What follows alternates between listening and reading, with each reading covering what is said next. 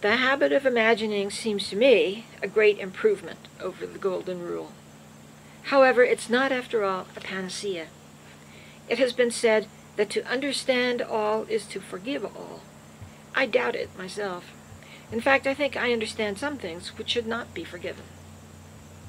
I do understand why the sight of two homosexuals holding hands at a concert might have turned the stomach of a hard-working, dedicated churchwoman I know, who has never in her life committed an act or espoused a position that her family, church, and society at large couldn't warmly approve. Still, it's hard to forgive a human revulsion that won't question itself. While I have, I think, a reasonably good picture of why men in a macho culture felt they needed to keep women down, I deeply resent having learned the concept of women's work at home, and having been treated to light-hearted scoffing about lady PhDs in college. No oppressor is justified in vouchsafing his own security and self-respect at the expense of somebody else's.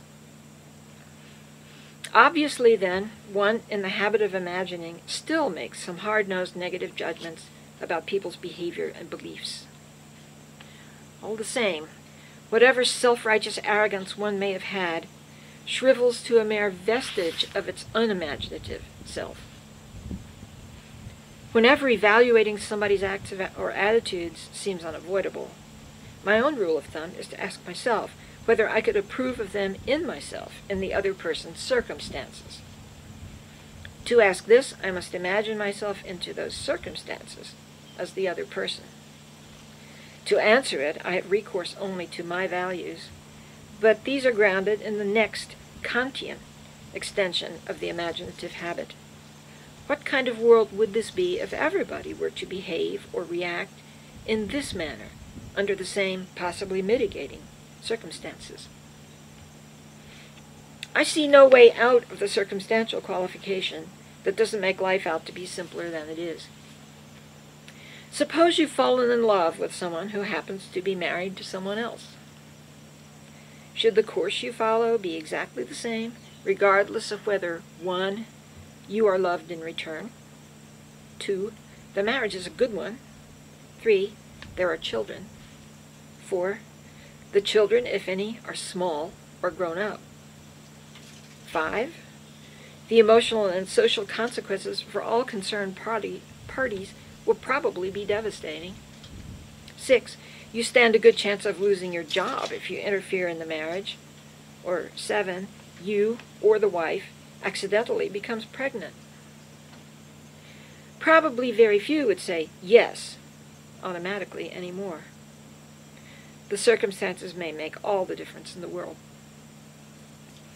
Even applying the habit of imagining, it's possible to choose knowingly to cause discomfort.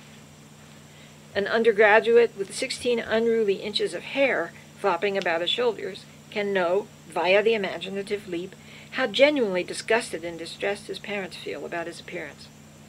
He can also understand why. They grew up poor in an era when looking respectable was difficult and highly to be prized and necessary to an economic security which was by no means assured. But he may decide all the same that his life is his life, and that his parents' discomfort will decrease only in direct proportion to the growth of his own. We've got the same rights, he may think. If Mom should take a notion to shave her head, it would be none of my business. If I were you, we advise each other sagely, I'd leave him tomorrow. The fresh point of view possible precisely because I am not you may be just the thing for solving a stalemated quandary, but what we ordinarily mean when we say such things is, if I were myself in your place. To advise it may suffice. To understand why you don't plan to leave him tomorrow, I must mean, if I were you in your place. If I can manage to be you in your place and retain my own viewpoint as foil at the same time, that should make me a wise and tolerant counselor. But the complexity of most people's situations is truly staggering. While the habit of trying to leap swiftly in and out of the moccasins of others is easily formed, where you are after transmigrating can be terribly hard to determine. Too much altogether unfamiliar experience may have gone into shaping the person who lives in those moccasins. One must strive always to keep an awareness of this complexity at the surface of one's mind, and be very slow to condemn.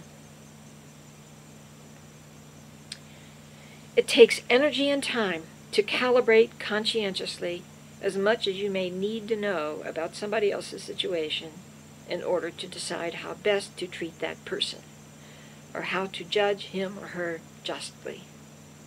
And after all that, you may still lack crucial facts. Your imagination may leap short.